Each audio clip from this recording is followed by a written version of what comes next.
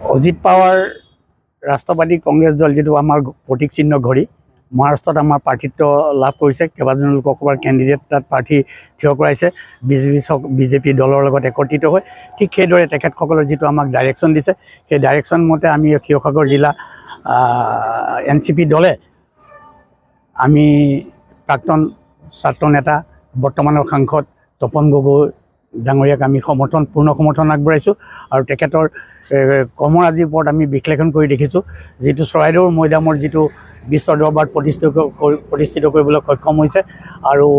ৰংঘৰ তলাতল ঘৰ যেটো সৌন্দৰ্যবৰ্ধনৰ কাৰণে তেখেতে ডক্টৰ হিমন্ত বিশ্ব শৰ্মাৰ অসম চৰকাৰৰ মুখ্যমন্ত্ৰীৰ নেতৃত্বত তেখেতসকলে যিখিনি ইয়াত সৌন্দৰ্যবৰ্ধনৰ কাৰণে চেষ্টা চলাই জনসাধাৰণৰ দৃষ্টি আকৰ্ষণ কৰিছে সেই সকলোবিলাক কামৰ প্ৰতি লক্ষ্য ৰাখি আমি তপন গগৈ ডাঙৰীয়াক এই নিৰ্বাচনত জয়যুক্ত কৰিবৰ কাৰণে শিৱসাগৰ জিলা এনচিপি দলে যিমান পাৰোঁ চেষ্টা কৰি আমি তেখেতক জয়ৰ মুখ দেখুৱাবলৈ চেষ্টা কৰিম উন্নয়ন আৰু বিকাশ হৈছে বুলি কৈছে কিন্তু সেই উন্নয়ন আৰু বিকাশৰ যাত্ৰাই শিৱসাগৰৰ মাজেৰে পাৰ হৈ যোৱা চাইলেণ্ডযুক্ত পথটো চুব পৰা নাই এতিয়াও বিধ্বস্ত হৈ আছে এইবিলাক সন্দৰ্ভত কি ক'ব আপোনাৰ এইটো খুব সুন্দৰ প্ৰশ্ন উত্থাপন কৰিছে যক এটা ৰাস্তা যেতিয়া তাৰমানে নিৰ্মাণ কৰে তাৰ ঠিকাদাৰৰ নেতৃত্বত তাৰমানে কণ্ট্ৰেক্টবিলাক দি দিয়া হয় ঠিকাদাৰৰ কেতিয়াবা অৱহেলিত কাৰণেও কামবিলাক পৰি আছে আৰু যিখিনি য'ত ঠিকাদাৰে অৱহেলা কৰা নাই তাতে কামবিলাক দ্ৰুতগতিত আগবাঢ়িছে আৰু সেইকাৰণে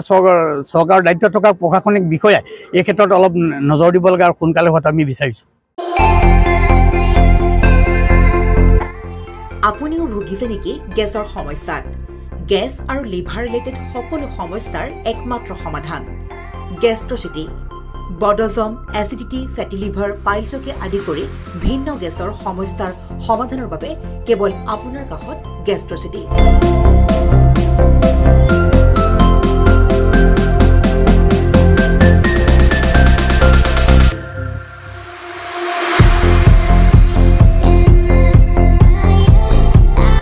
ভিজিট কৰক গেষ্ট্ৰচিটি গুৱাহাটী হাতীগাঁও চাৰিআলি যোগাযোগ নম্বৰ 7577999909